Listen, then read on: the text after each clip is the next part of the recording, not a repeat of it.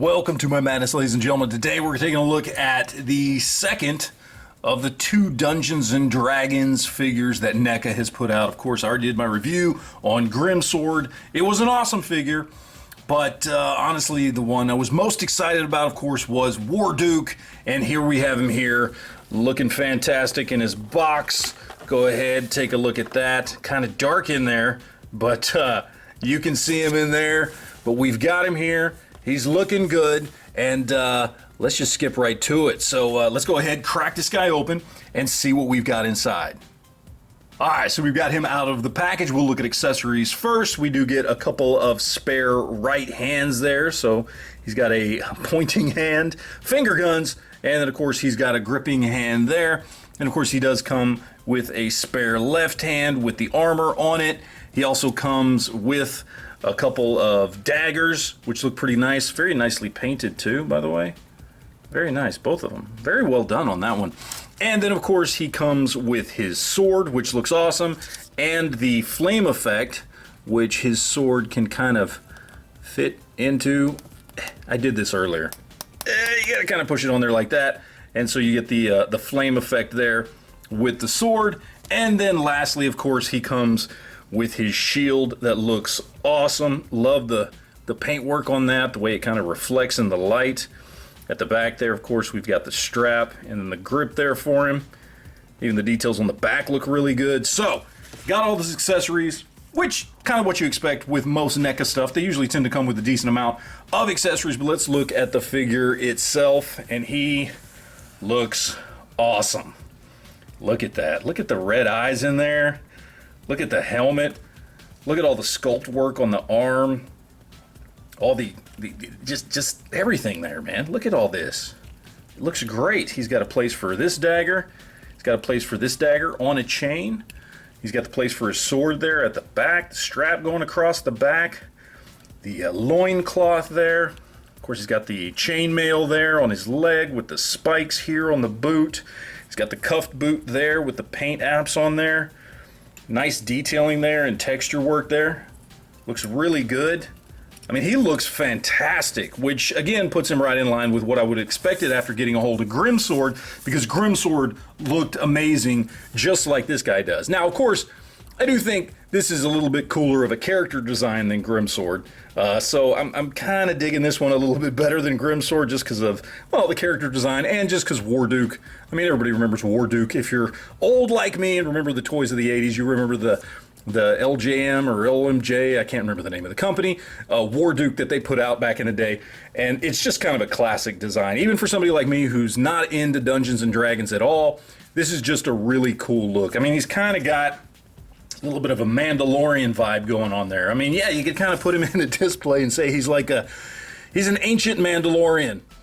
He's a little big, okay, if you want to put him with Star Wars figures. Obviously, even Black Series, he's 7-inch scale, so he's going to tower over them. But still, very, very cool. And look at the paint details there, even on the spikes there going on the shoulder. That looks great. The red details there. Everything looks amazing. The medallion he's got on him, the skull there on the belt, looks fantastic.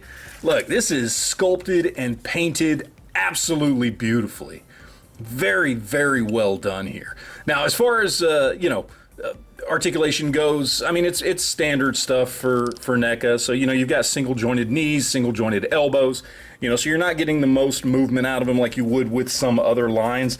But you still get bicep swivels, and you get the ball jointed shoulders there. His head is on a swivel. Not a lot of movement because of the helmet and everything else that's on there, but you do get some movement out of that. He does just have a torso joint there, and that is it for him. Legs do come up to about right there. They would probably come up a little bit further, except for his loincloth.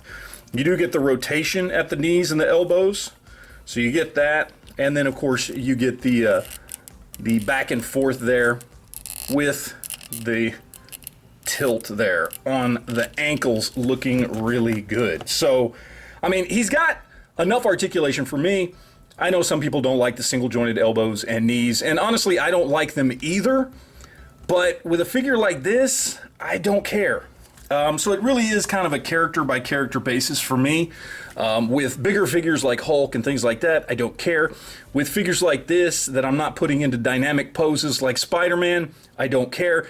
And certainly, you know, it's still better than a lot of other stuff out there. Like, again, you know, we go with the kind of fantasy motif. The biggest line out there right now is going to either be He-Man or, of course, Mythic Legions. And, you know, I think this has every bit as much sculpt as Mythic Legions do for, honestly, a much higher price and better articulation, which is awesome. And, of course, we will go into price here in just a little bit. And, obviously, sculpt, paint, articulation, everything is better than on what's going on with He-Man right now. So, absolutely fantastic figure when it comes to pretty much everything across the board. I'm absolutely digging it. So, let's go ahead, throw up some other figures with this guy, and see how he stacks up. Alright, so obviously first up we're going to compare him to Grimsword, the other figure in this Dungeons & Dragons line from NECA. So, of course, Grimsword is bigger. He's a huge figure, looks amazing. Warduke, I think, just has, you know, better character design, as I said, and because of that character design, he's got cooler paint apps and detail and things like that, but there's no doubt these are in the same line when you look at these two. These two look perfect together. They look like they were made to go together on the shelf. I'm absolutely going to put them together on the shelf, and I love how Warduke stands up with Grimsword right here. Alright, to throw him up with some other 7-inch scale figures in somewhat of the kind of brutal fantasy genre. Of course, on the left, we have got, from McFarlane, one of my Warhammer 40K figures. I forget which one this is, to be honest with you. He's one of the Chaos Space Marines, all crazy looking, kind of, you know, medieval looking. He looks badass. I love the McFarlane Warhammer 40K line. Absolutely fantastic. And then, of course, on the right, we've got my custom made from a Masters of the Universe figure, Conan figure.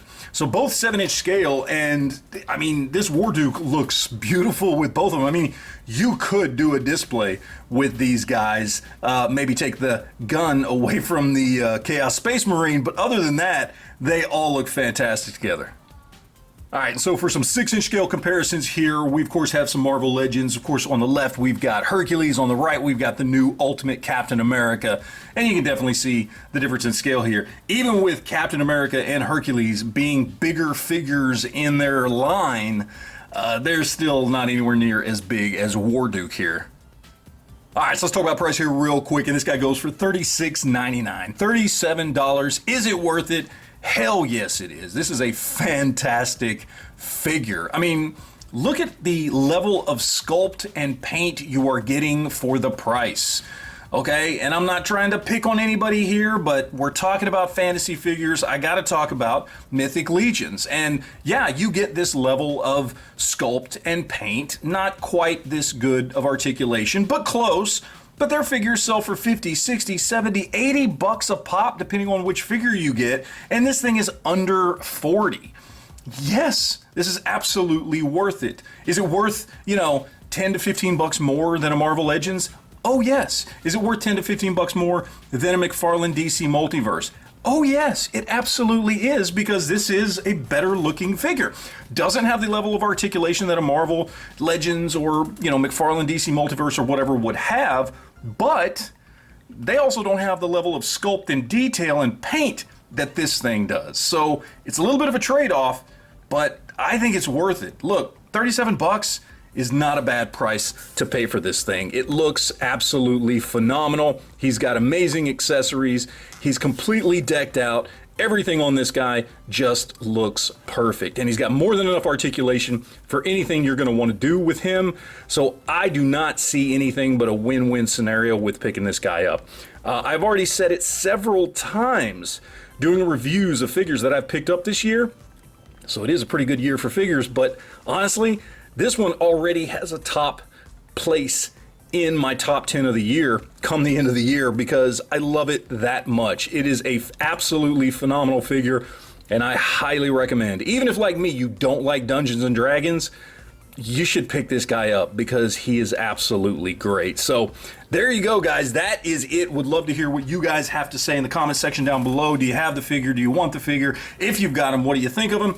Let me know down below. And that is it, guys. We will talk to you later. And as always, remember to enjoy your collection.